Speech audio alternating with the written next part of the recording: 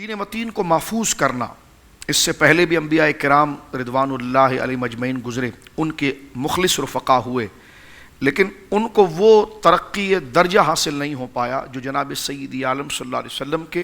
اصحاب کو حاصل ہوا، کہ جنہوں نے قرآن کو محفوظ کیا، دین کو محفوظ کیا۔ ان میں ایک عظیم ہستی جو ہے وہ حضرت سیدنا عثمان غنی ذو النورین رضی اللہ عنہ۔ میں آپ کا ذکر شروع کرنے سے پہلے دیکھیں قرآن کریم نے ان ہستیوں کے مقام کو کیسے بیان کیا ہے۔ اس وقت اگر آپ توجہ فرمائیں تو قرآن کریم نے جو واقعہ ذکر کیا ہے صلح حدیبیہ کا، اس میں اللہ رب العالمین جل وعلا نے حدیبیہ کے مقام پر وہ 1400 کے قریب وہ عظیم ہستیاں، وہ عظیم شان والے لوگ کہ جو اپنے علاقوں سے نکل کر دین کی سربلندی کے لیے، اور نبی کریم علیہ السلام کے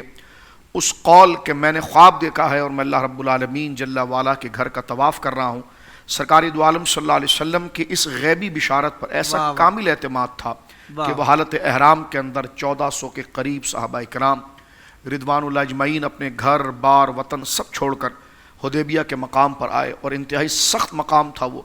کیونکہ اس وقت مشرکین مکہ کا پورا کنٹرول تھا مکہ کے اوپر، اور آپ جانتے ہیں، ناظرین جانتے ہیں کہ حدیبیہ کے مقام جو آدھا اس کا حدود حرم کے اندر ہے اور آدھا حدود حرم سے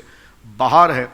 انہوں نے نبی کریم علیہ السلام اور آپ کے صحابہ کو اس کھلے میدان کے اندر محصور کر دیا اور مکہ مکرمہ میں آنے نہ دیا۔ اس وقت حضور سید عالم صلی اللہ علیہ وسلم نے کفار سے مذاکرے کے لیے اپنے معتمد صحابہ میں انتہائی اعتماد جن پر کیا وہ حضرت عثمان تھے، اور حضرت عثمان کو سفیر بنا کر، یعنی پوری امت کا ترجمان بنا کر، اللہ اکبر، پوری امت کا ترجمان بنا کر بھیجا۔ آج دیکھیں دو ممالک آپس میں حافظ صاحب جو بھی رابطہ معیشت کے اعتبار سے، سیاسی اعتبار سے کرتے ہیں،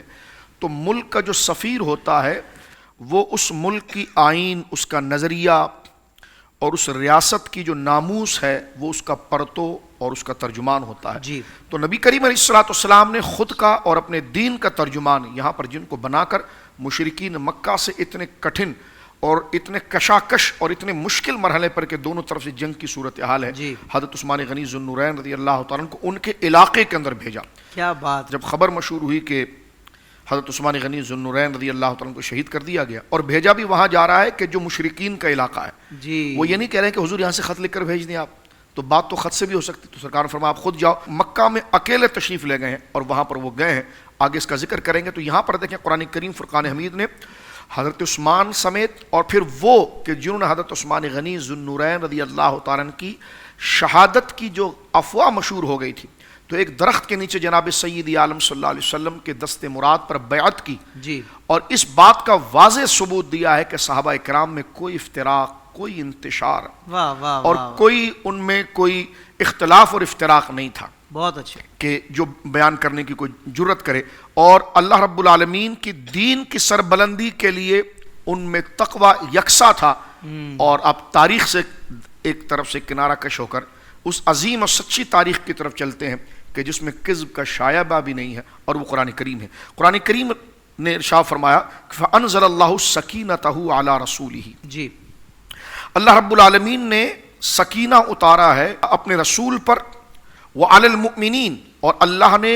سکینہ اتارا اپنے رسول پر اور اہل ایمان پر، وَأَلْزَمَهُمْ كَلِمَةَ التَّقْوَى، اور ان پر کلمہ تقوی کو لازم کر دیا، وَكَانُوا أَحَقَّ بِهَا وَأَهْلَهَا، اس لیے کہ کلمہ جتنا عظیم ہے اور حرمت والا ہے، تو اسی کی طرح اس کلمے کے محفوظ کرنے کی جو سب سے بہترین اور پاکیزہ جگہ ہے وہ صحابہ کا سینہ ہے، وَأَهْلَهَا، اور وہ اسی کے مستحق ہیں۔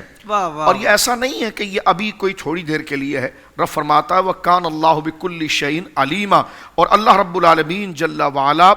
ان تمام باتوں کا علم رکھتا ہے۔ اسی کے ساتھ دیکھیں قرآن کریم نے آگے پھر ذکر کیا، فرمایا لَقَدْ رَضِيَ اللَّهُ عَنِ الْمُؤْمِنِينَ، بے شک اللہ رب العالمین راضی ہوا ان مومنین سے۔ اور یہاں پر دیکھیں رضیہ کا صیغہ ہے، یہ ماضی ہے۔ مسلمان مومن کا ایمان لانا، جہاد کرنا، صدقات کرنا، نماز پڑھنا، کلمہ پڑھنا، یہ سب اس لیے ہوتا ہے کہ میرا رب مجھ سے راضی ہو جائے۔ بے شک صحابہ کرام رضوان اللہ اجمعین یہاں پر جو حدیبیہ کا مقام ہے،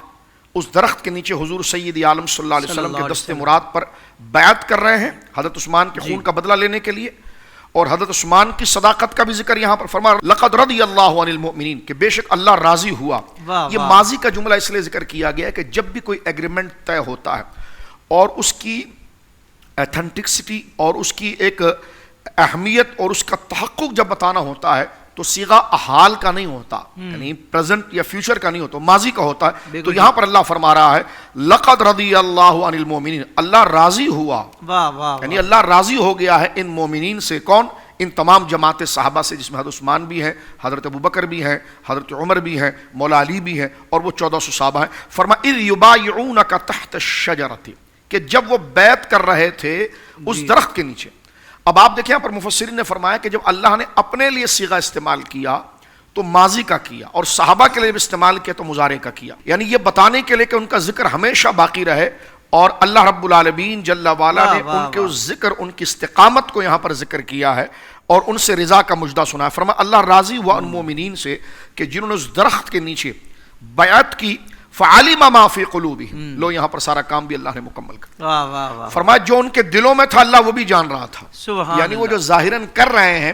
وہ تو دنیا دیکھ رہی ہے کہ ایک اتفاق، ایک یونٹی اسلام کے لیے شو کر رہے ہیں، لیکن اللہ فرماتا ہے اور یہ اللہ کے علاوہ کون جان سکتا ہے. فرمایا فعلم ما فی قلوبہم، جو ان کے دلوں میں تھا اللہ اس کو بھی جانتا ہے. فانزل السکینۃ علیہم واصابہم فتحا قریبا، تو اللہ رب العالمین جل وعلا نے انہیں مطمئن کر دیا اور ان کو فتح قریب جو ہے کہ فتح اس کی اللہ رب العالمین جل وعلا نے بشارت عطا فرمائی. یہ حضرت عثمان غنی ذو النورین رضی اللہ تعالی اور جماعت صحابہ کے حوالے سے قرآن کریم فرقان حمید کی یہ آیت ہے. اس سے یہ بات واضح ہو گئی کہ کوئی بھی تاریخ کا ایسا پہلو